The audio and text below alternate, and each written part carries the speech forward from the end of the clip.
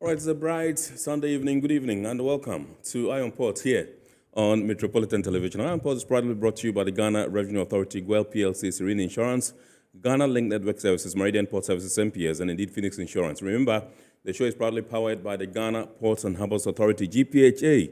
And our media partner on this journey of a lifetime, as usual, is the Business and Financial Times, the BNFT. If you want to have a grasp of all that transpired on the show this evening, please make a date and grab the Thursday edition of the BNFT, and you'll be able to see all that happened here on the show. Tonight, we are streaming live on our social media pages. On Facebook, we are streaming live at Ghana Port and Harbours Authority, Ghana Port and Harbours Authority. And still on Facebook, we are live at Port of Tema. And on YouTube, we are streaming live at Iron Port. Indeed, we shall be getting interactive with you, and so all you have to do is sit back, relax, and grab your phones and send us your messages and comments via our WhatsApp line, which is 0538-037353, 0538-037353. Now, when the time is ripe and I pick signals from the production team, we shall activate the phone lines for you to call in and contribute to the discussion. My name is Kennedy Mona. I would like to say a big thanks to Mr. Solomon Anderson and the rest of the team for holding the fort whilst I was away. Indeed, I am back in the saddle, and I thank you so much for choosing Iron Port here on Metro TV. We are going for a quick break. We'll be back shortly. Stay with us. Ohima, what are taking number first? Are you? You have to say take the number give me. Guys, no, I'm tired. I'll go on a date with whoever gets here first. Princess, really? Okay, I come. Shut up! Mame, feel me talking about what?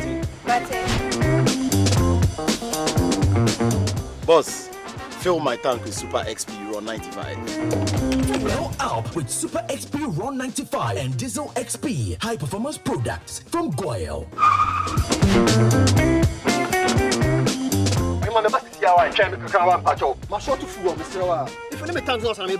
Sorry, Tony got here first, so I'm stepping with him. Oh, Cut him.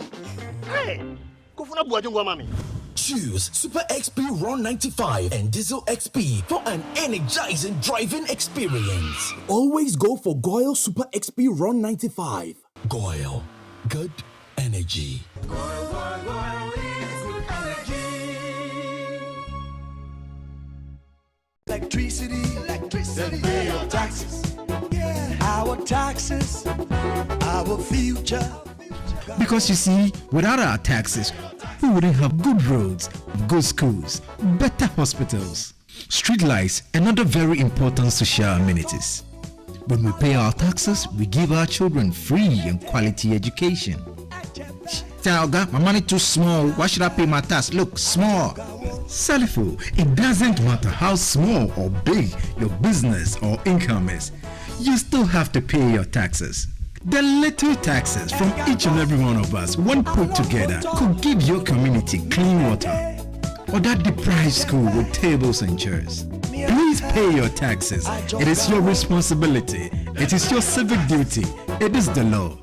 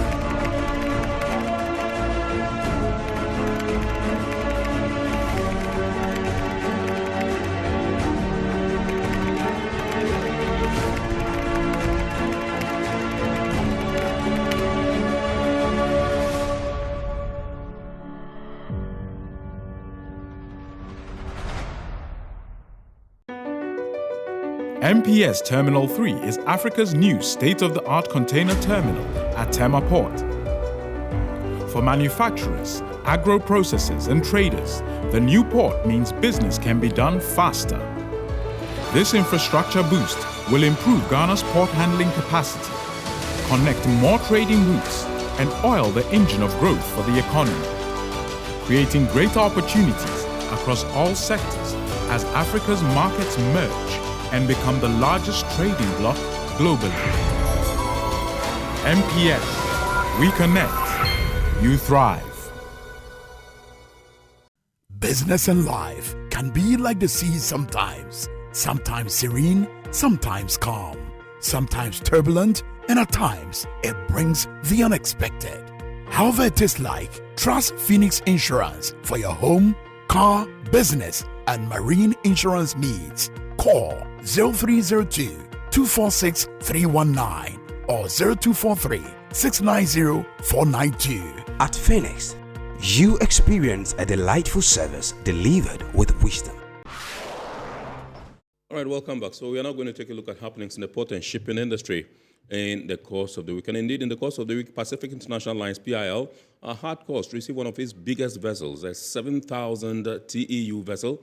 He called it Port of Tema. They've named the vessel KOTA Tema after the port city of Tema. Plus the fact that the Norwegian Fisheries research vessel has completed a 30-day survey in Ghanaian waters, plus many other stories. Please, let's enjoy them. One of the largest container vessels of Pacific International Lines, PIL, which has been named after the port city of Tema, KOTA Tema, has made its maiden call to the port of Tema. The vessel, which was constructed in 2024, has a length overall of 272 meters, a gross tonnage of 73,172, and a capacity of 7,000 TEUs. At a brief ceremony to usher in the vessel at the MPS Terminal 3 of the port of Tema, the Director General of Ghana Ports and Harbours Authority, Michael Luguje, said the Port Authority is committed to its responsibility of providing the infrastructure and supporting facilities to receive ships and cargo and handle them efficiently and safely. He described the Port of Tema as the hub for West Africa, as most containers coming into the sub-region from Senegal all the way down to Douala in Cameroon are received at the ports for onward distribution by smaller vessels. He revealed that the Port of Tema is working towards becoming the biggest hub in Africa. Mr. Lukuje expressed gratitude to PIL for their loyalty to Ghana and the Port of Tema over the years through both difficult and good times, and stressed the need for the partnership to be strengthened. As Ghana Ports and Harbours Authority, our responsibility, as you all know, as industry practitioners, is to provide the enabling environment for Ghana's imports and exports in cargo terms. The Chief Executive Officer of MPS, Mohamed Samara, said his outfit has put in place the right infrastructure and equipment to receive any size of vessel and any volume of containers. He commended the Port Authority for its continuous investment in marine crafts to bring in all types of vessels. GPHA has been constantly and regularly investing in port tugs and harbour crafts that help ships, dock alongside safely and also handle the increased capacity of the traffic within Tema Port. Some clients of PIL spoke about how efficient Ghana's ports have been to their businesses. When we compare to the other port facilities in Africa, we are getting a good service from Tema Port. Especially after berthing the vessel, within 2 days' time we are able to clear our containers. When you compare with the other ports in Africa, normally it will take like 3 to 4 days. But in Tema Port, we are getting good service, especially Tema Berth and Gapua. Both locations, we are getting good service right now. The efficiency of the port, the capacity of the port, the kinds of vessels that calls here, the frequency of the vessel calls, and the speed with which the vessel turns around and all that has improved dramatically. So it's a good thing all in all.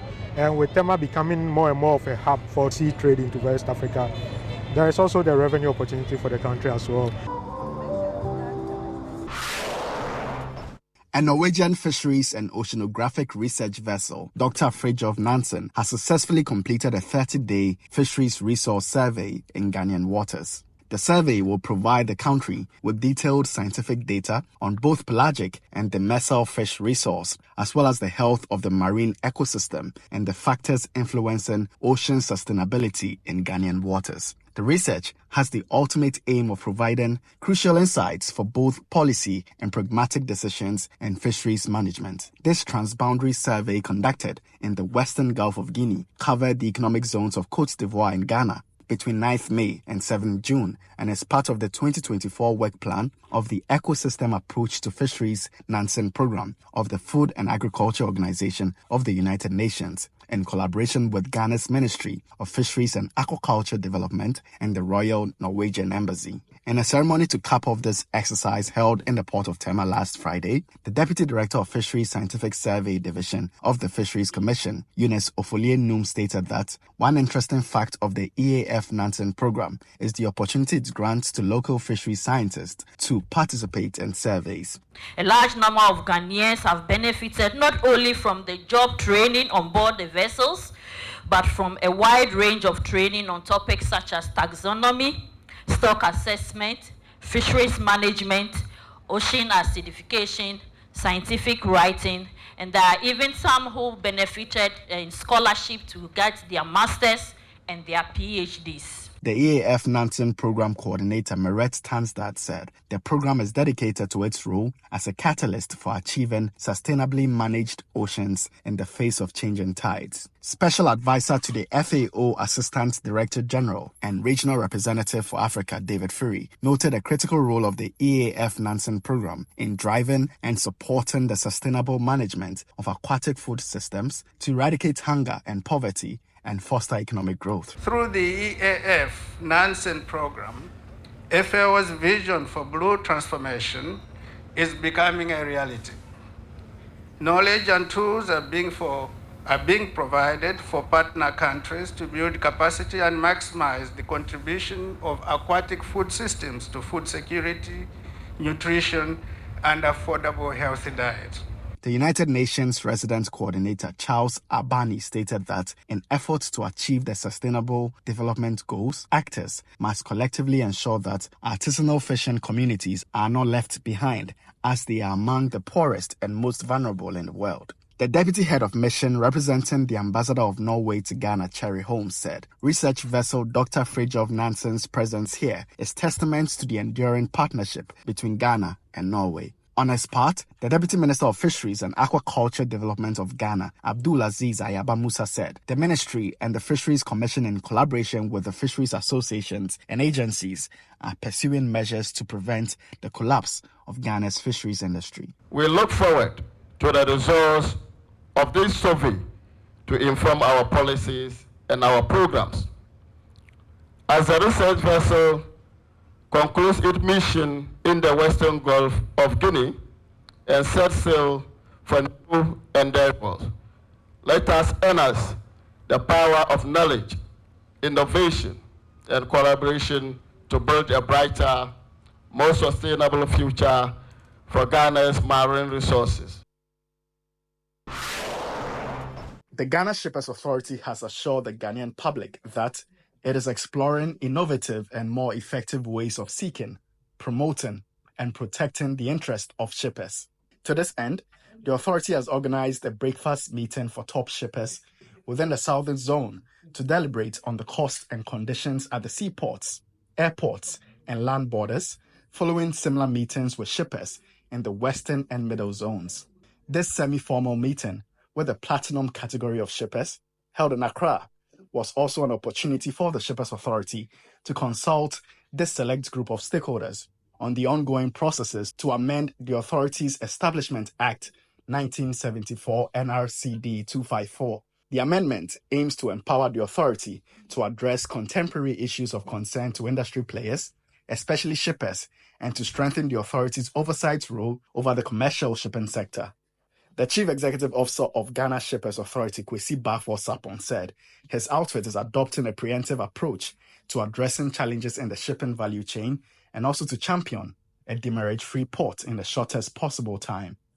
The authority is adopting a preemptive approach to address challenges in the shipping value chain. Shippers will be sent prior notification of anticipated challenges with their shipment, so steps are taken to address them. Some shippers will be assigned relationship managers on an as-needed basis to ensure that your needs at the port are addressed. He said To improve service delivery in the industry, the authority is taking steps to implement the provisions of the Ghana Shippers Authority Regulations 2012 LI 2190 Section 6, which relates to service standards. A key aspect of implementing this includes the signing of service level agreements, known as SLAs, with shipping service providers. Hence, GSA has formed working groups with freight forwarders, terminal operators, shipping lines to develop SLAs that match global industry standards and best practices. The head of Business Development and Commercial Services at the Ghana Shippers Authority, Fred Asiedu-Datte, made a presentation on the process associated with the amendment of the Authorities Establishment Act. He provided more details in an interview. The process of amending a law is quite elaborate. It involves, first of all, understanding and defining what areas you intend to amend. It involves engagement of stakeholders to get their buying and their understanding and their input, most importantly, in terms of what needs to be amended. We already have secured cabinet approval to initiate this process, and the process is being led by the Ministry of Transport. During an open forum, some participants expressed a yearn for the proposed amendment of the Shippers Act to equip the authority with the powers to bite when necessary.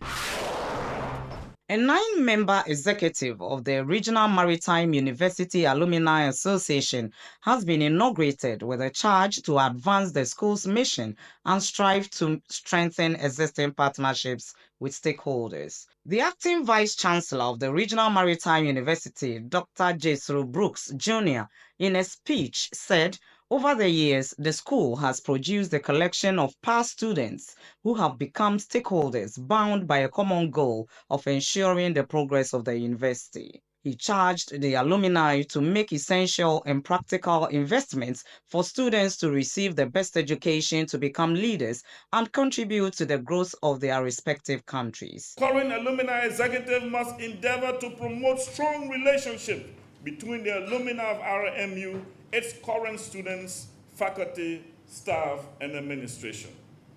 It is also incumbent upon the alumni to mentor students, to become leaders, take up roles in their communities, countries, and the world at large while building strong collaboration and companionship among RMU alumni and ensure that they stay engaged with their alma mater to maintain the standard as the best as far as maritime education and training within the sub-region is concerned.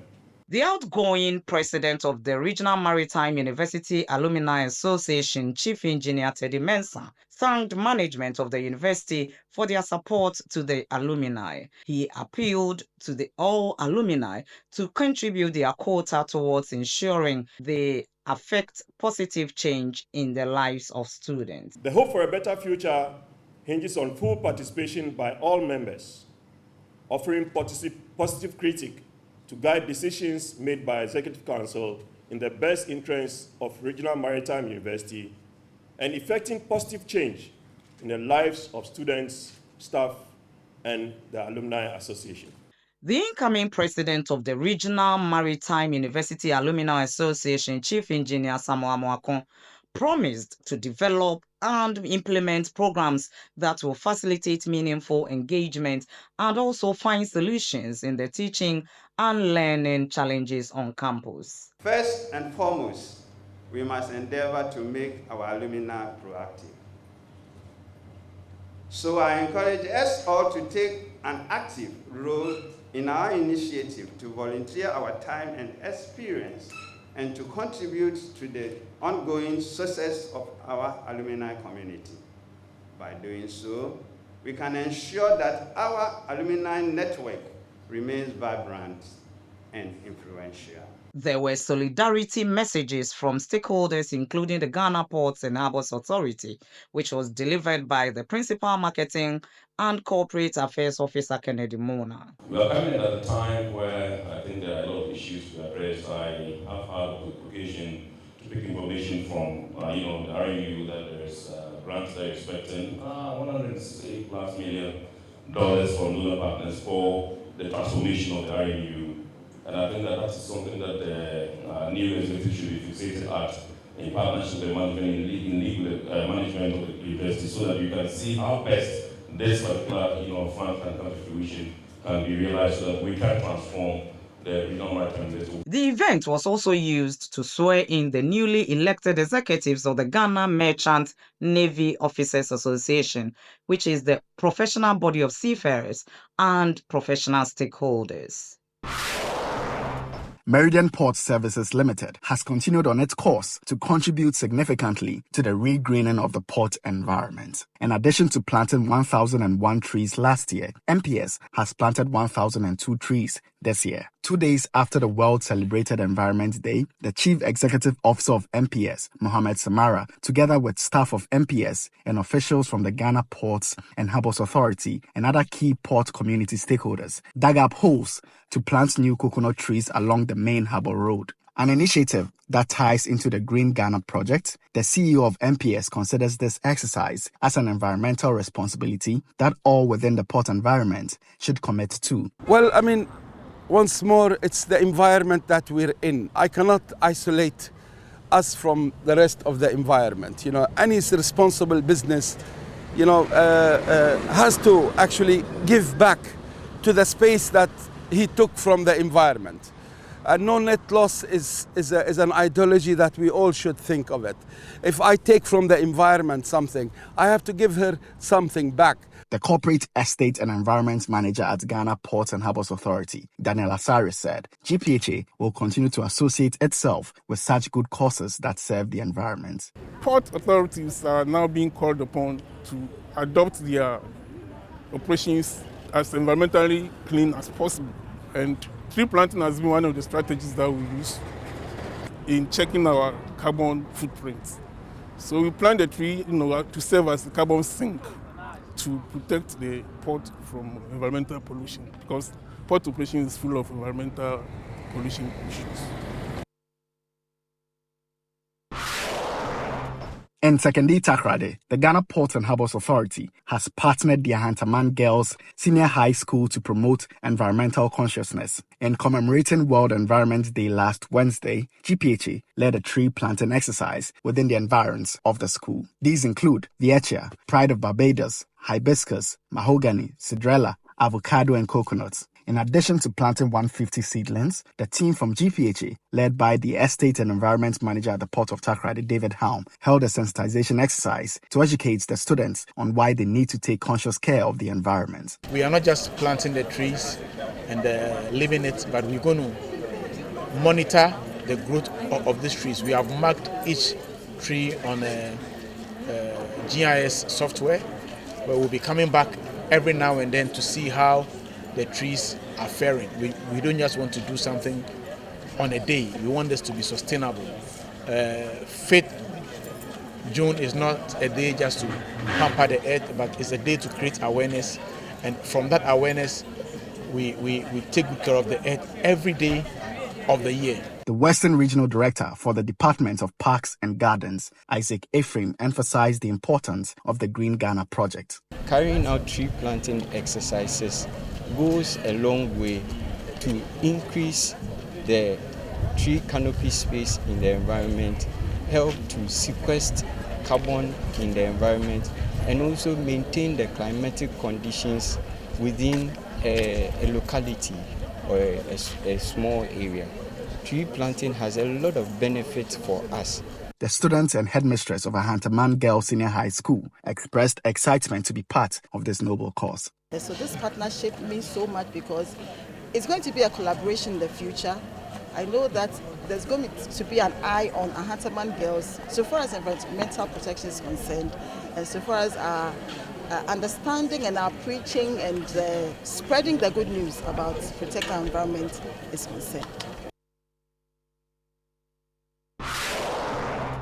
Goil PLC, the leading oil marketing company in Ghana, has maintained its dividend to shareholders despite a challenging year. This was announced at the company's 55th annual general meeting of shareholders held in Accra. The meeting, which was also attended by other stakeholders, declared a dividend of 0.056 pesos per share, amounting to 21,944,335 Ghana cedis for the year ending 31st December 2023. The board chairman of the company, Reginald Daniel Lai, told shareholders that despite a tough operating environment, Goil PLC achieved a modest profit of 54.7 million Ghana cedis. Goil, he said, will continue to showcase its resilience and its ability to generate returns for shareholders as a demonstration of keeping faith with them even in difficult times. Your shareholding is highly valued and cherished. Therefore, despite the challenges we faced, the board has made the decision to maintain and recommend a dividend payment of 0.56 per share, reflecting our commitment to shareholder value and our optimism. On assets, the board chairman noted that even though the consolidated total assets decreased from 4.6 billion Ghana cedis in 2022 to 4 billion Ghana cedis in 2023, the consolidated non-current assets, including property, plant and equipment, grew from 1.4 billion Ghana cedis in 2022 to 1.6 billion Ghana cedis in 2023, representing a 14.58% increase. Additionally, the modest current earnings per share EPS of 0.14 Ghana cedis showcase our resilience and ability to generate returns for shareholders even in extremely difficult times. On the future outlook for the business, the board chairman announced that the Goil bitumen plant is now fully operational and will soon be officially commissioned. All right, so that was a long haul of happenings in the port and shipping industry in the course of the week. We are now going for the word or phrase of the day. And remember, the word or phrase of the day has been fashioned to bring you up to speed with the terminologies and jargons we use in the shipping industry. Today's word is consular invoice. Consular invoice. Consular invoice. Consular invoice refers to a document required by some foreign countries showing the exact information as to consignor, consignee, value description, etc. for a shipment.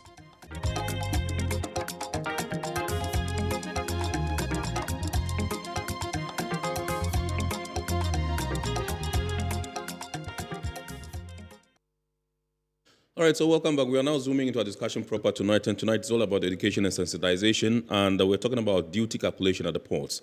What is duty, and what goes into the calculation of our duties? And to most of us, when we talk about duty at the ports, we are fixated, or our minds settle on, import duties for vehicles.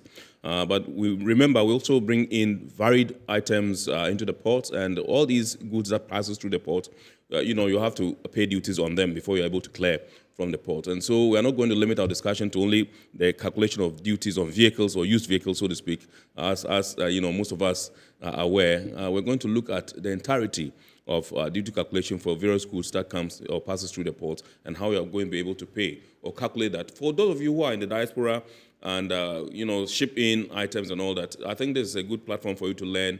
If you want to bring in a particular brand, or let's say of a vehicle or a particular cargo or goods, you are going to be able to perhaps check how much you're going to be paying at the port when the goods arrive in the country, so that you can prepare in advance before you ship the goods to Ghana. And so it gives us pleasure this night to introduce to us Mr. Smala Gwemenu, who is the Chief Revenue Officer of the Policy and Programs Department of the Customs Division of the Ghana Revenue Authority. He's no stranger to Iron Port. He's been here on a number of occasions. He's quite lucid, very deep in his field, and you can't contest him when it comes to delivery. And so we're proud to have you once again, Mr. Gwemenu. Good evening and welcome. Good evening, and thank you for having me. Awesome. How has the first half of the year been? It's okay for the authority yes. For the authority itself, it's been a challenging year, more especially a year where elections will be held in December. So you need to be tactful. We have a very huge target to achieve this year, and as the Commissioner General has indicated, efforts are made to ensure that what is due the state is collected. So there are a lot of works that are being done by all the staff and management of the authority to ensure that we bring or rake in all the necessary or needed revenue for national development. So That is what the authority is focused, right? And that is what the department is also focused in helping the authority to achieve.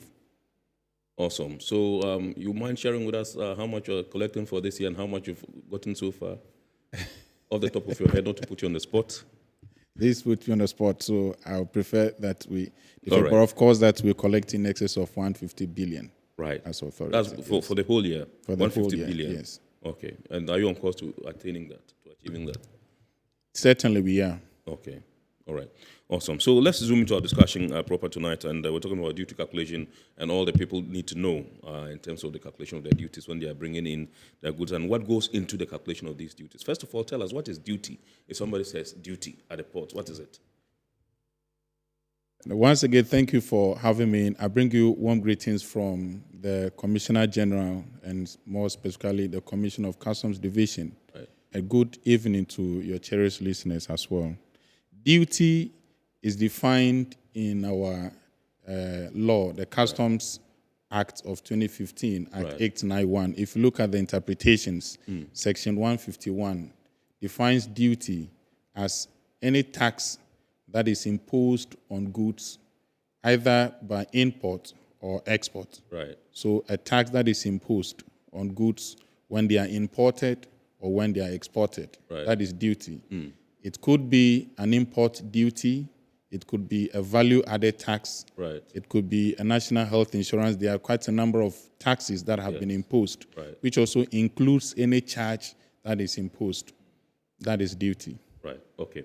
So tell us, let's begin from the start. What are some of the considerations that goes into duty calculations at the port or points of entry, as you alluded to rightly? So duty is imposed on goods. And for you to determine the amount of duty to pay, you probably have to go through a number of steps. Right. This stems from our mandate. So our mandate, the very key one is to mobilize revenue for national development. Of course, we have other mandate has to do with trade facilitation. We have to combat transnational crime, trade statistics provision, and some related activities as well. But the aspect having to do with revenue mobilization is where we're referring to as the duty collection. The critical things to consider, one has to do with the product that is before you. Right. So remember, these are goods that are crossing our borders. And then Parliament by law would say when the goods are coming into the country or leaving out of the country, impose this XYZ amount. Right. It could be a percentage on the value or a specific with regards to an attribute of the item. Right. If it is a percentage of the value, then you are looking at one, identifying the item in question. Right. So there are some things that must go into product identification by looking at the characteristics of the product, looking at the functionality of the product. So you go through a particular process to properly identify the product before you. Once you have identified the product, then you are able to do a proper classification of the product. Classification is just basically to assign an HS code, a harmonized commodity description and coding system. So all goods that are traded internationally have been classified in that document we've been calling the HS. Code, yeah. So when you classify that particular product, the rate of duty and taxes are actually applied to the HS code. Right. It becomes our tariff lines. So when you identify the product and you assign it the particular HS code, then the rate of duty and taxes would be applied. Right. From that particular one, then you can now begin to identify the procedure under which you are admitting this particular product, the procedure for import or procedure for export. You also identify the person who is liable to tax. So the person could be a person who is entitled to a relief under the Exemptions Act, or a person who is not entitled to a relief. When you determine that one, then you go to calculate the tax. Okay.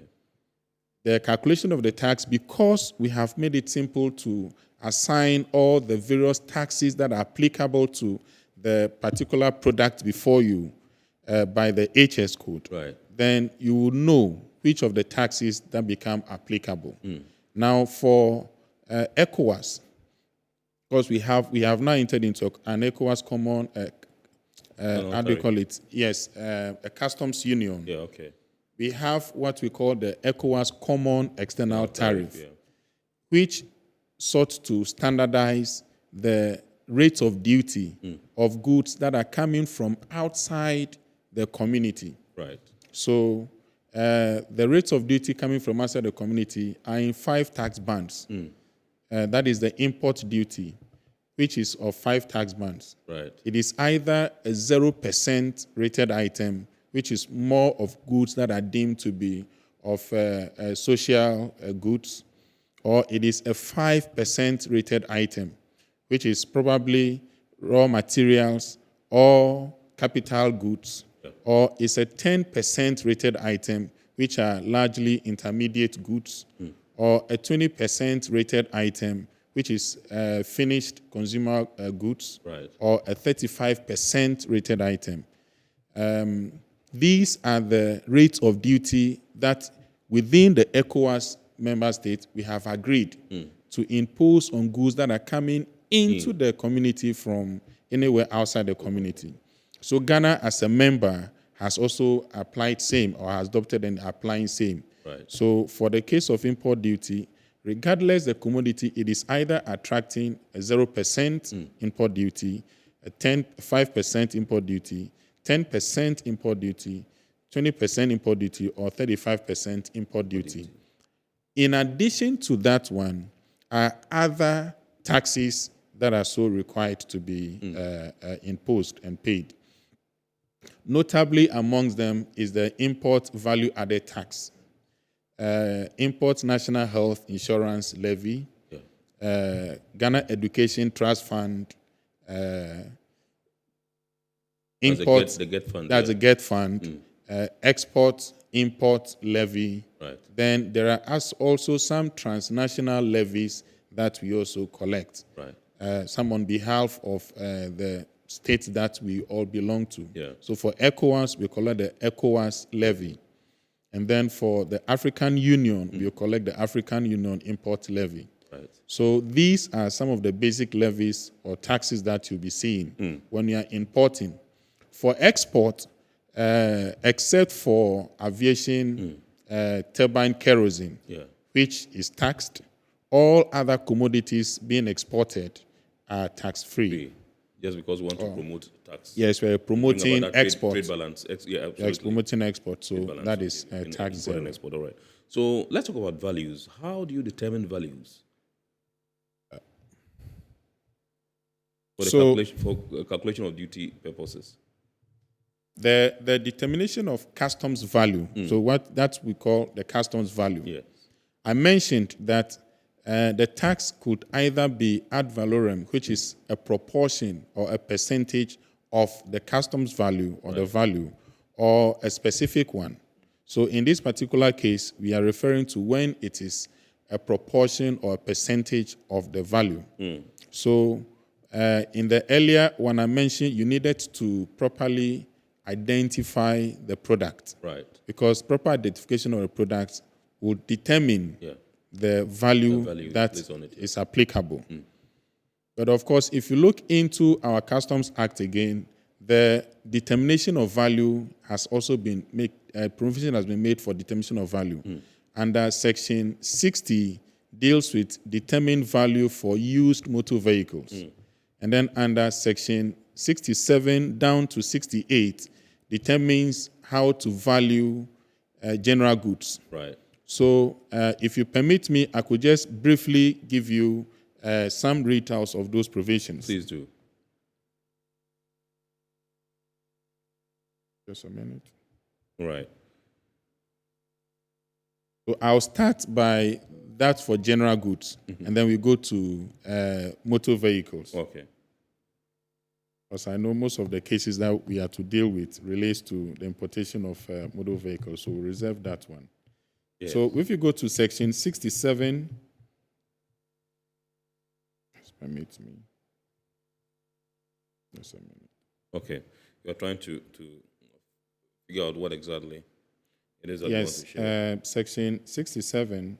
So we know that whatever it is that we are doing or we are requesting of you is actually backed by law. Right. The reason for which I want us to make reference to the provisions. Okay. So 67 deals with customs value. Right.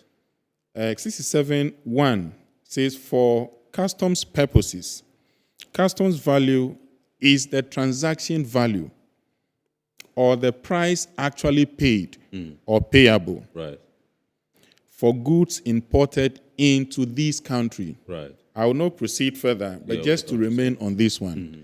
The transaction value, which says Transaction the value price that's how much you bought actually the item. paid, Okay. how much you bought the item. Right. So, for example, if you take an item as Samsung SU24, right, which is a recent introduced Samsung phone. Sure phone, smartphone, Proper description of this item is important because if you look at the Samsung same phone S24 has variations within the phone itself. So it could be of a one that has a 128 gig, gigabytes 512 gig, or 64 gig, or 64 or 1 terabyte. Right. There are differences in these the prices of these commodities. Right. So the price you have actually paid for this item is what they are looking for. Right. There are some adjustments that we'll be discussing further, but that is most important. So, and if you look at the requirement for submitting a declaration, there is this provision that deals with proper description of item. Okay. And then the ingredients that you're expecting to see on an invoice, a commercial invoice. Right. So when you put all these two together, then determines that we are accepting your transaction value. Where we have reason to or not to agree or to accept your transaction value or the price you are indicating as having paid, then we go through other procedures, which is contained in section 68 of the same act. Yes. Which tells you, which indicates one, by comparing it with identical goods. Okay. So it is Samsung S24, 1 terabyte. Yes. You compare with another Samsung S24, 1 terabyte, Right. coming from the same geographical jurisdiction, preferably from the same supplier, Right. and then coming into the country within a period of not more than 3 months from the time you are doing an assessment of the goods that is before you. Where you are not able to determine the value by use of that particular method again, then you go further to similar goods. Right. A goods of the same kind, of the same functionality, probably not the exact goods, but then the one that is also performing a similar kind of efficiently like the particular. Yes. If you are also unable to determine the value from that one, then you proceed further. So there are provisions that are laid down in section 68 where you are not able to agree or accept the transaction value. Right. Then it also goes to certain adjustments. The value before you, how do you adjust it? Some commissions, and so there are royalties. So there are a whole lot of things, but it is made very simple and clear when you go to section 67 and section 68 of the Customs Act 2015 at 891. But when it comes to the valuation of motor vehicles, that differs. Right. And this section 67, 68 I'm mentioning is actually consistent with the World Trade Organization's General Agreement on Tariff and Trade valuation method, which we have adopted and incorporated into our act. Right.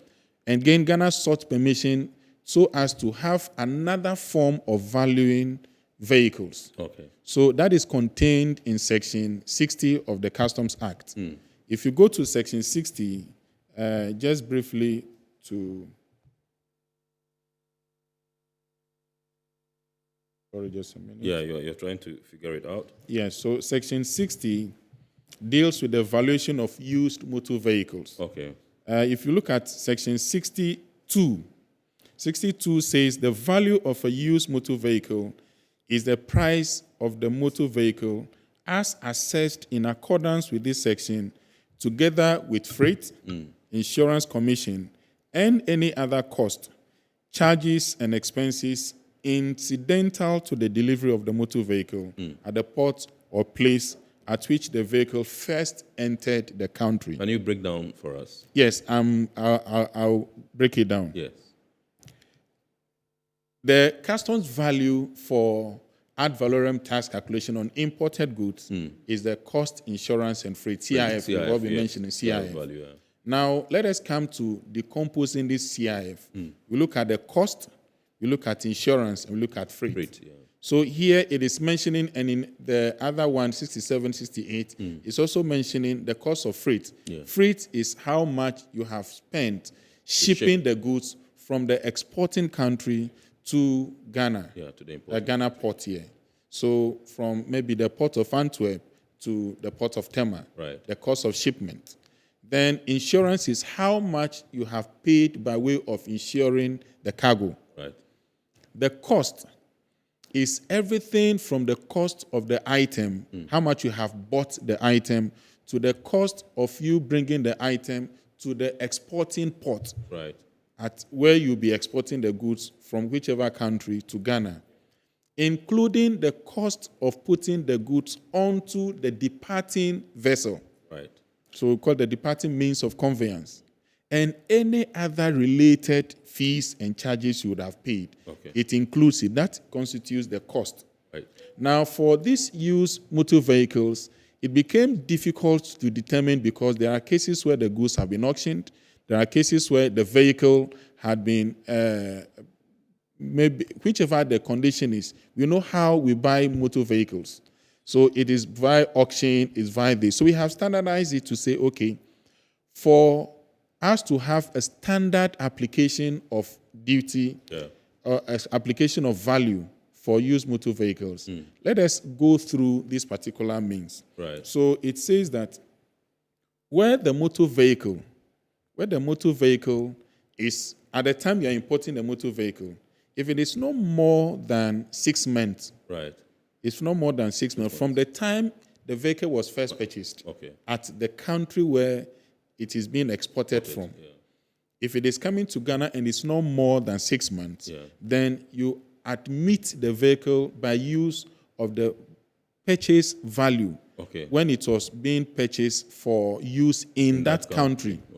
So if it is a Mercedes-Benz that is for at Germany, and you have bought the Mercedes-Benz from the showroom at, say, 40,000 euros, and this 40,000 euros does not include domestic taxes. You pick 40,000 euros. Then you begin to adjust that particular value. Right. The adjustment is what has also been spelled out in the law. So if you look at 63, tells you how to adjust it. We call it depreciation. How you can depreciate this value depending on the extent of usage of the vehicle. So where it is not more than 6 months, they are saying admit it, no adjustment. Only just as you bought it. Just as it was bought, which is called the home delivery value. Right. But where it is more than 6 months, but not more than 1.5 years, then adjust it by deducting 15% of that value. So you take 15% of the value. Again, if you look at where it is more than 1.5 years, but less than, not more than 2.5 years, adjust it by taking 30% of that home delivery value. Right. Again, when it is more than 2.5 years, but not more than 5 years, it says adjust it by taking 40% of that value. So the value then becomes 60% of that home delivery value. Or where it is more than 5 years, to whichever period, adjust it by halving the value. That is 50% of the value. Then it goes beyond to say, okay, after you have done that one, then you have now determined the cost. Yeah. When you have adjusted, that becomes the cost. Then you add the cost of freight Yes. and that of insurance. Again, for motor vehicles to have a standard application of freight is when, again, we have also come out to have a standard freight to be applied to categories of motor vehicles. Right. It could be that of a category under saloon vehicles or as a sport utility vehicle. It could be, so there are variations under which we apply the freight. Right. It could be a 707, depending on the type of vehicle, determines the freight to apply. Once you have done that one, then you apply insurance. Insurance basically by law is when you are unable to provide evidence that your cargo had been insured. Then the law makes provision for us to apply a percentage on the cost and freight as your insurance. So if it is coming by sea, we apply a 0.875% on that cost and freight value.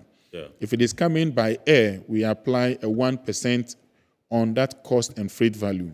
That gives us the cost, insurance, and freight value, which we call the customs value. Then we now apply the rates of duty and taxes on that value when it is ad valorem. Okay. All right. So there have been instances where, clearing agents, freight forwarders, and importers have had issues with customs officers because they say when they present their values as to this is how much I bought this item out there, there's always this kind of, rebuttal that no, we don't agree, this is not how you bought it. And some of them goes as far as citing examples for the fact that perhaps I have the negotiation power, I've been able to negotiate for a discount on this particular item, and so this is how much I've paid. I paid for it. But customs remains adamant. They remain adamant and say, no, this is what we know the price is. How is that? Why is that?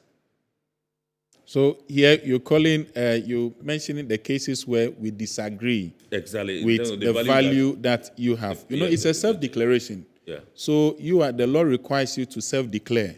So and there's provision when you are self-declaring. I'll take you to Section 49. If you look at Section 49 of the Customs Act, tells you when you are making a declaration, what and what you are required to provide. So one critical one has to do with a genuine commercial invoice. Right. A genuine commercial invoice. And in that genuine commercial invoice, we are expecting to have the name and address of the buyer and the seller. Right. We are expecting to have the date and terms of sale. We are expecting to have the quantity, weight, or volume of the shipment. Right. As to also have the type of packing, the type of packaging, and a complete description of the goods. Right. So there are cases where I made and I give an example of a Samsung Ultra S24. Yes. You probably had described your item as Samsung Ultra S24. Yeah.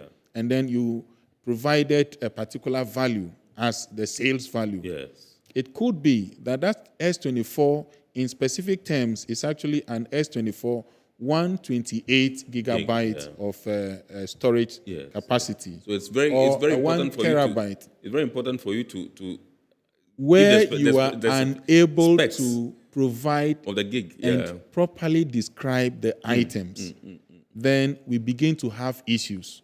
Where you do not provide enough trade supporting documents, then we begin to have issues. For example, if you are bringing items from China and you are supposed to transfer funds for the purchase of goods, Bank of Ghana regulations require you, where the value is, the amount is more than 10,000 USD or its equivalent, to transfer these funds through the banking system. Yeah. So if you provide evidence of same, because the transfer will be based on the value of the item you would have negotiated. Right. If you do all those ones, then of course that we are now tempting to believe or agree with the value you are providing to us. Right. Anything short of that one means that you are asking us to go through several methods, several means to determine or know whether whatever it is you are telling us is something we should admit or not. Relationship, maybe we want to know whether there is a relationship between you, the buyer, and the seller. And that has influenced the value that you are presenting to us. Right. That must not be part of it at all.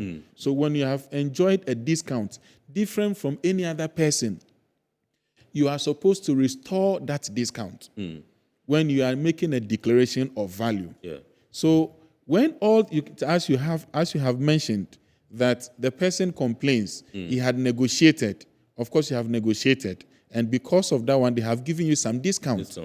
That discount is supposed to be known to us. It's a self-declaration. Right. So you tell us that on that invoice, the terms of delivery, the terms of sale will tell you, I'm giving you the amount at the item as this, less a discount of this. Right. So that we can do all those restorations. Right. So when this information are not known to us, that is when we begin to reject you on the transaction value, section 67. Okay. Then we proceed to 68. Then it is the 68 when we do that we have the issues. We go back and forth. You indicate that you disagree with our value. So what we do is not to impose, but to say that when we compare the item you are bringing, the value of it, to an identical item or to a similar item, or we use another method by way of deductive or whichever approach, this is where we think, or this is what we think the value should be. And then we give you this particular result.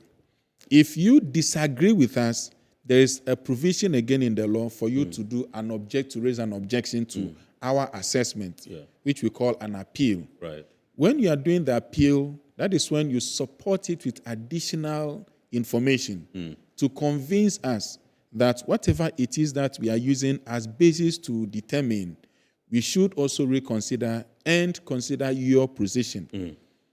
So that is so when we disagree is when we come to section 68, and it is the 68 that people would normally be contending. But there's provision for you to make an appeal. Okay.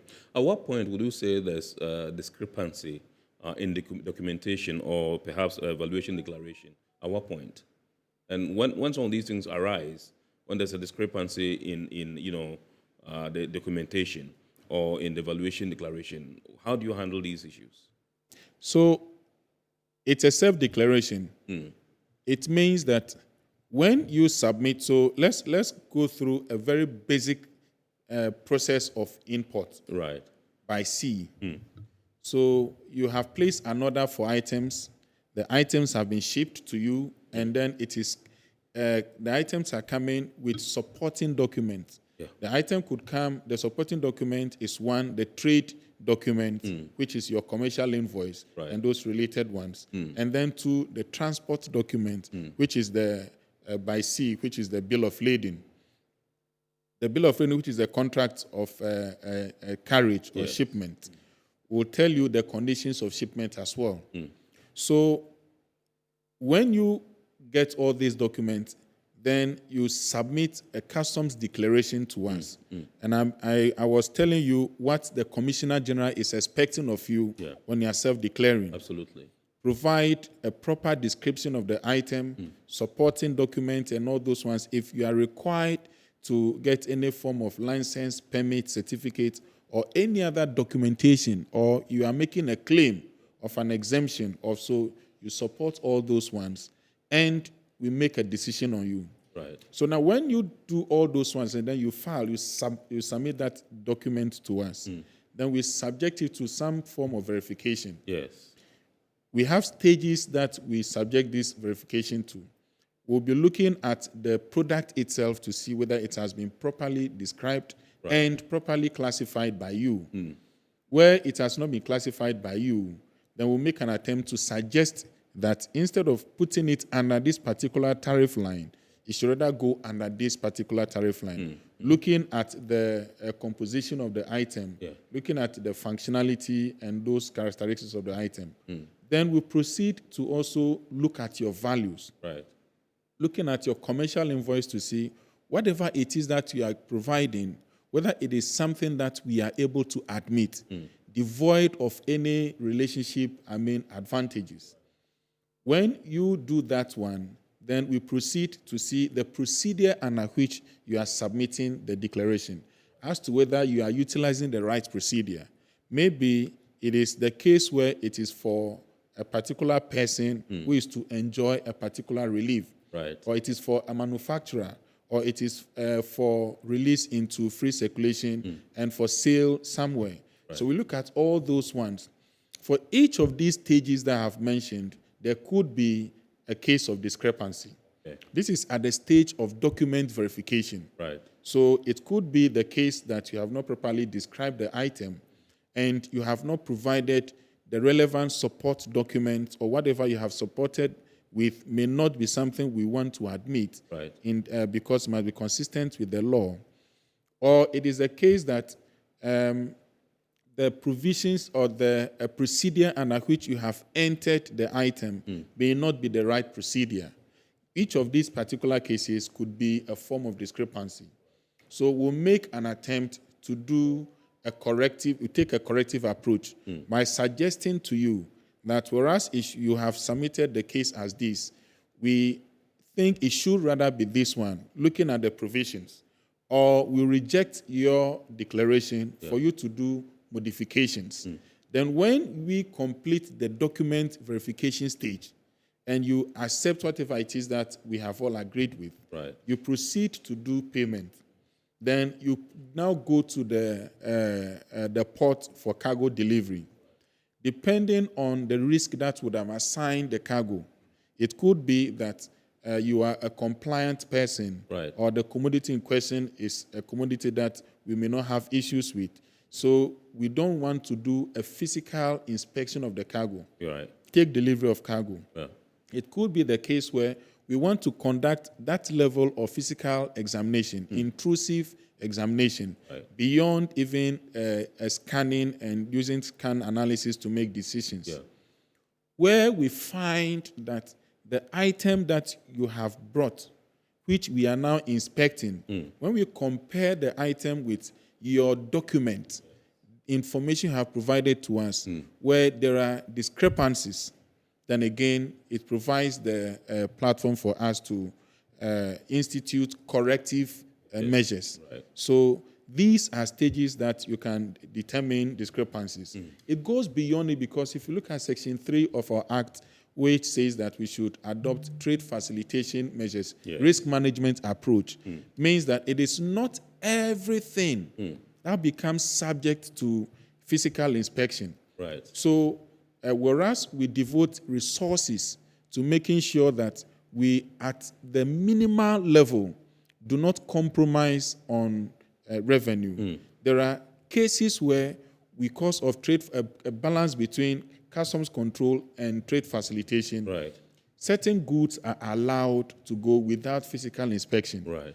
The provision is also made that beyond the clearance of the goods from the port, we can also come after you. Yeah. We have up to 6 As years a post-clearance to do audit. a post-clearance audit on you, just to confirm whether whatever it is you have provided us at the time you are taking the cargo is what we should be admitting, or there is additional information which is actually reflecting in your financial records, in your sales records at your premises that we were not privy to, so that we can do a review of the transaction we had earlier cleared for you to do any additional form of tax payment. All right, awesome. All right, so this is Iron Port here on Metropolitan Television, and tonight we're taking a look at duty calculations, and we have in the studio Mr. Smile Agbemenu, who is Chief Revenue Officer at the Customs Division, Ghana Revenue Authority. He is with the Policy and Programs Department. He's feeding us in with what the nuances and intricacies are in terms of duty calculation of the various goods that we bring into the ports, what goes into the calculation of these duties and all that. We're going for a quick break here. When we return, we'll continue the discussion and we'll also take your messages and perhaps activate the phone lines for you to call in. Please stay with us. Ohima, no be me taking number first. By you. You tell me say take the number give me. Guys, now I'm tired. I'll go on a date with whoever gets here first. Princess, really? Okay, I dey come. Shut up! Mame, feel me talking about what? Boss, fill my tank with Super XP Raw 95. Blow up with Super XP Raw 95 and Diesel XP high performance products from Goil.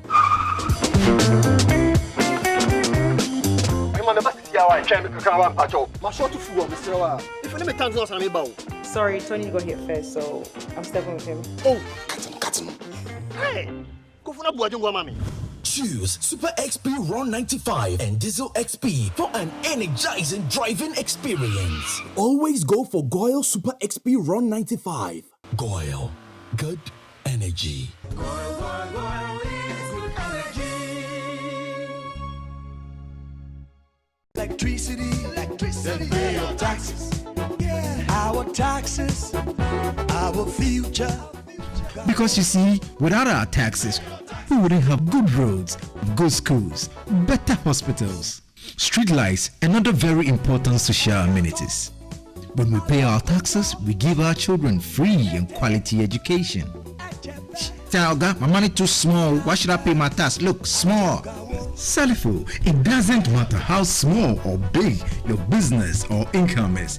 You still have to pay your taxes. The little taxes from each and every one of us, when put together, could give your community clean water or that deprived school with tables and chairs. Please pay your taxes. It is your responsibility. It is your civic duty. It is the law.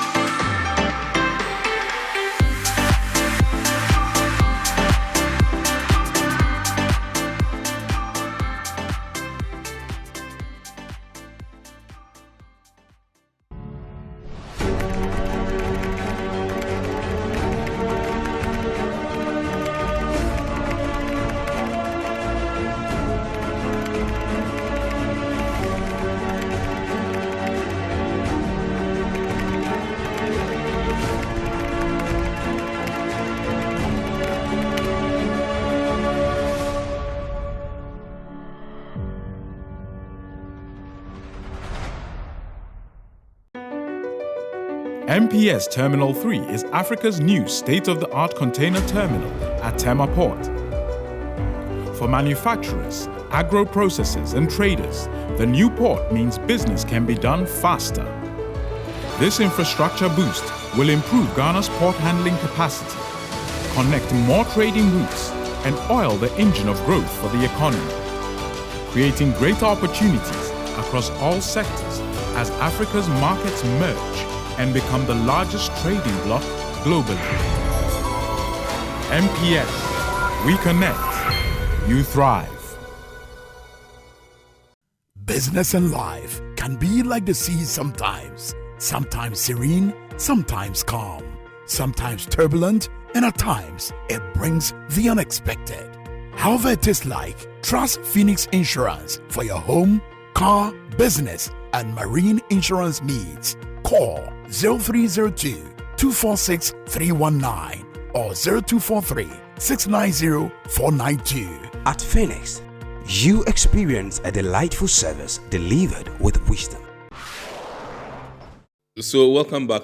This is Iron Port here on Metropolitan Television, and tonight we're taking a look at duty calculation and all you need to know about it. With us in the studios, Mr. Smile Agwemenu, Chief Revenue Officer, Customs Division, Ghana Revenue Authorities, with the Policy and Programs Department of the division. Indeed, we are now going to take your messages, and you can also give us a call and contribute to the discussion. The number to dial will be shown on the screen pretty shortly.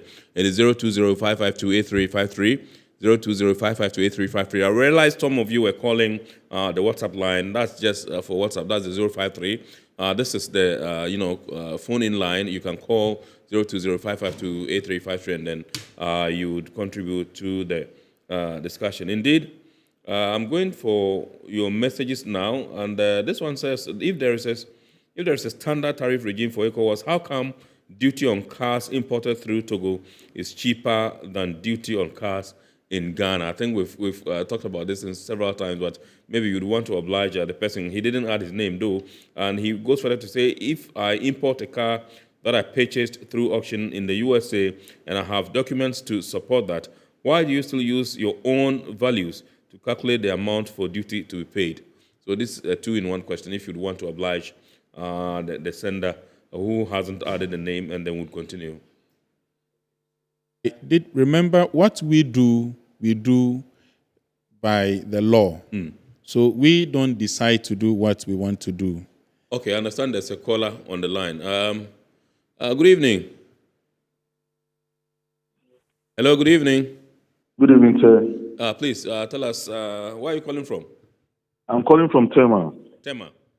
Yeah. And what's the name, please? My name is Morgan. Morgan. Yes. Please shoot. Good evening, sir. Good evening, sir. Please go ahead. My issue is I had a brother who was clearing his car from the port. He was clearing his car from the port, and they mistakenly took a 2.5 capacity engine for a 3.5 capacity engine. Okay. So the custom officer advised him there was going to be a refund. That's about 17,000 Ghana cedi. Okay. That should take about 3 months. It will take about 3 months for the refund to be done. Yeah, for refund. Okay. But as of now, the clearing agent is still claiming that it's over a year now, and he's claiming the government has put a stop or the hold on refunds. So I want to know whether that is very true. Okay. All right. Thank you very much, sir. Thank you. I'm sure Mr. Agbemenu would give you a response. He says they imported the car and they mistakenly, instead of 2.5 engine CC, they rather made it 3.5. And so there was supposed to be a refund when the anomaly was detected. Several months down the line, they said they were supposed to stay. They said they were supposed to, wait for like 3 months before the refund of 17,000 cedis would be paid.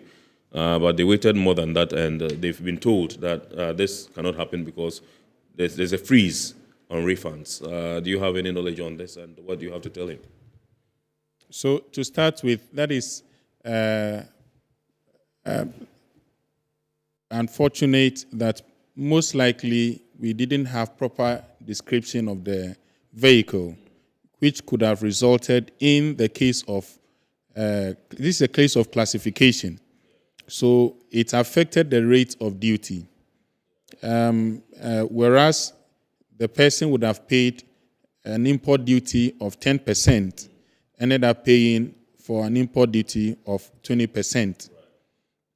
The law makes provision for a refund for cases where a wrong assessment has been made.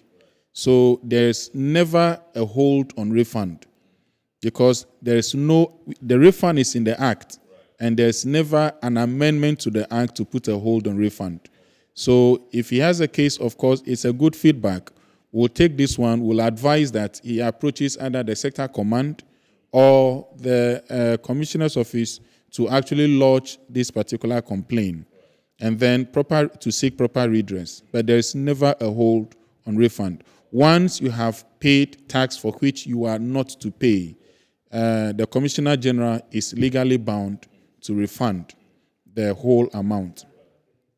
The earlier case where the person mentioned that he had bought the vehicle at a showroom in the US at X amount, auction, at an auction, and has supporting documents. Again, if you look at the provisions of Section 60, does not permit us to admit the vehicle using how much you have bought it at the auction. Okay. There's a legal provision that we are supposed to follow when we want to determine the customs value for used motor vehicles, which I mentioned earlier. Yeah. Until that provision is changed, we are legally bound to follow it, which indicates that we are supposed to use the value of that commodity of the vehicle when it was first purchased for use in that home country. Yeah. And then we depreciate that value depending on the age of the vehicle when it arrived in the country here. Right. That is the legal provision for determining the customs value for a used motor vehicle. Okay. And that is what we apply, which is a uniform application and a standard one for the case of Ghana. It could be a different case for other countries. So if somebody is indicating that the tax that the person has paid for a similar vehicle or identical vehicle at the port when it is coming through the port of Lome and admitted into the economy of Lome, there is difference because our law is different from that of Togo. And our law for vehicle valuation is Section 60 of the Customs Act 2015, Act 891. Okay. All right. All right. I understand we have another caller. Do we have? Hello, good evening. Hello, good evening. Okay, I think the fellow is gone off. We have Ohima from Tema, our regular texter, who says, good evening, I import on the customs target for 2024 being 150 billion Ghana cedis. How does customs or GRA arrive at the target for the year? Do they consider the reducing volume of imports? Are they minded by the increasing number of bilateral and multilateral free trade agreements Ghana continues to enter into? Special greetings to Smile. This one is Paulina Brakwa. Yeah, maybe you'd want to prefer a response and then we move on. Yes, the target I was mentioning is not for the customs division, but that of GRA. Currently, customs is collecting in the region of 30% of total tax revenue. Okay. Of course, the person is, Paulina is right, and good evening to Paulina. Yes. It's right to mention how we are striving, knowing that we are implementing certain preferential agreements. Yeah. Preferential agreements currently, we are implementing, I think, 4. Okay. We have our old ECOWAS trade. Okay, we have our old ECOWAS trade. I understand we have, hold it there. When we come, we'll respond to Pauline. But I understand we have a caller. Good evening, sir. Yeah, good evening, sir. Awesome. My name is Patrick. I'm calling from Sakumono. Right, okay. Please shoot, Patrick. Accra. Yeah, so can you hear me? Yes, we can hear you. Please go ahead. Yeah, so first of all, I will commend the education and the awareness you are creating. And also, I would I recommend that we scale it up. Majority of us, we basically do not have much knowledge with some of these things. So we just feed ourselves with this social media information that is not doing us well at all. So I would just recommend that you scale it up and recommend you for the good work you are doing. Thank you. So first of all, my question has to do with the fact that some of the taxes, I don't know if they are double taxes or ×2 of whatever we buy outside. And I want to find out if those taxes are actually to penalize, or those taxes are actually to, or they are restrictive mechanism to control whatever we import. That is what I want to know. Okay, all right. Thank you very much indeed, Patrick. We are grateful to you for your call. Remember, you can also call. The number to dial is 020-552-8353. Yes. So let's deal with Pauline's first, and then you come and respond to Patrick's. Okay, for again for Paulina, her concern was. Yes, Pauline wanted to know how you are able to deal with the 150. What goes into the arrival of the targets you set for the year? Yes, I mentioned that is for GRA. Yes. Customs is just about 30%. And we have domestic tax revenue. Yes, we have domestic. They are now collecting chunk of our revenue. Money. Okay. And of course, if you are looking at the economy where we are going towards, if we are growing domestically, then it's expected globally, where you have to collect more domestic revenue compared with import revenue. There's another caller. All right, so you just finish with that, and then we'll attend to that. Right. Yes, so quickly, if determining how much to collect, there are a lot of factors that go into it. Right. Basically, it deals with projecting. So you look at what you have done in previous time. Right. And you compare, you can do some historic analysis to see some 5 years ago, 6 years ago, 4 years ago, how much have you collected? And you can monitor the trend of collection. Then you also look at your efficiency gains or growth to see what measures are you able to put in place to improve your collection, your effectiveness of tax collection.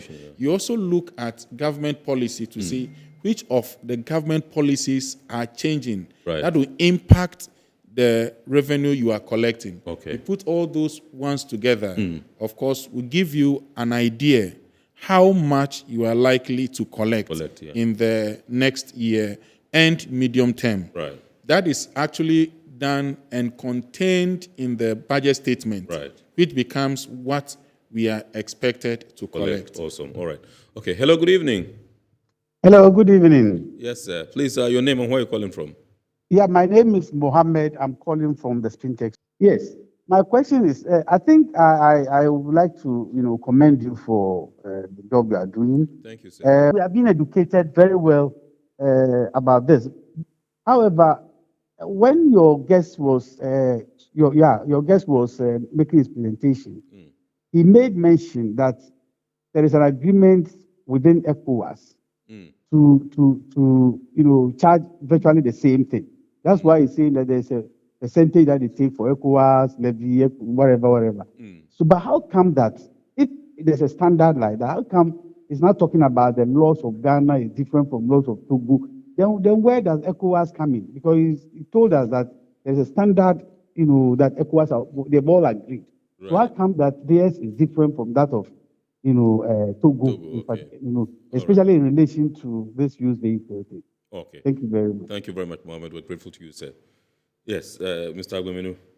Okay, so I mentioned that we are practicing what we call the common external tariff. Absolutely, yes. The common external tariff is in relation to the customs duty, which is the import duty, which I mentioned that it is of 5 tax band, 0, 5, 10, 20, and 35. Of course, even within that one, the member states are allowed to vary within 3% of the tariff lines. Currently, we have 6,381 tariff lines. Yes. Member states are allowed to vary the rate within 3% or up to 3% of the tariff lines. Yes. So it is possible that within that 3%, if you recall, we have used that provision to vary the rate for spare parts. Some time ago, when we were doing this case for the Abosokai spare parts dealers, we reduced the rate from whichever rate it was to 0%. That differed from the ECOWAS rate. Yes. And in just last year, for us to adopt the 2022 edition of the CET, again, we did some variations to the rate, which brought our rate, the total variations to about 111 or so, total tariff lines that we have adjusted or varied different from that of ECOWAS. And in all those cases were reductions in the rate. So for that particular type of import duty, we are supposed to apply the same, minus that 3% variation. But we have domestic other taxes that we are supposed to collect. If you look at the Value Added Tax Act of 2013, indicates imposition of VAT on vatable goods when they are being imported. So we wouldn't be collecting just import duty and ask domestic tax, we are one GRA, to also come to the port and collect VAT. So because we are using the same resources, we collect those other taxes. That is the one that brings the difference between what an ECOWAS member state would have been collecting and what Ghana specifically is also collecting. Because of these additional domestic taxes that we are collecting at the point of importation. Okay, I think that we've run out of time. We cannot take any more calls. And there are some messages here. I would like to take them. But I want to believe that we must have a part 2 of this one because we haven't gone anywhere as far as this particular discussion is concerned. And so, God willing, if we speak to our bosses and they give us the permission, we shall have a part 2 of this particular discussion, God willing, next week. But some of the messages that have come through, this one is from Samuel in Kaswa. It says, Iron Port is one of my favorite programs. Well done for their education. Please, I want to suggest that there will be a display of how to do the calculation, not only by mouth. It will help us, it will help some of us to appreciate the education well. Thanks a lot. And so it means that next week when you are coming, if God willing, my bosses agree, you'd have to bring some pointers so that we can project here and then you get the people to appreciate exactly, like in a real classroom situation, how the duties are calculated. This one says, he continues that my import company just sent me my bills, that shipping fee, without me knowing if that's what I need to pay because I don't know how to calculate my shipping fee. And so I think that we need a part 2 of this one. And this one says, good evening, Iron Port. Thank you for this program. Please ask your guest if he has an idea as to what the duty on household goods is for both 20 or 40-footer containers. That's John in Kaswa. And this one says, please ask your guest that doesn't he think the HDV used to determine the duty of vehicles is old-fashioned and should be changed? Okay, he continues. That's from Mark Insia in Ashoman. So we'll tackle that next week when we have Mr. Agwemenu back, but we need to seek permission from our bosses. And so we'll draw the curtain on tonight's edition of Iron Port here on Metropolitan Television. Remember, we've been taking a look at duty calculations and all that you need to know. We've been speaking with Mr. Smile Agwemenu, who is the Chief Revenue Officer with the Policy and Programs Department of the Customs Division, Ghana Revenue Authority. We'd like to say a big thanks to our sponsors, Ghana Revenue Authority, Goil PLC, Serene Insurance, Ghana Link Network Services, Maiden Port Services, and Indies Phoenix Insurance. Remember, our media partner is the Business and Financial Times, and the show is proudly powered by the Ghana Ports and Harbours Authority. God willing, next week we shall bounce back with another wonderful edition of your favorite show, Iron Port. My name is Kennedy Mona. Remember to watch the brief version of the show on Wednesday at 8:30 p.m. on Ghana Television. Have a good evening, and please expect a super week ahead. God bless you for watching. Good evening once again.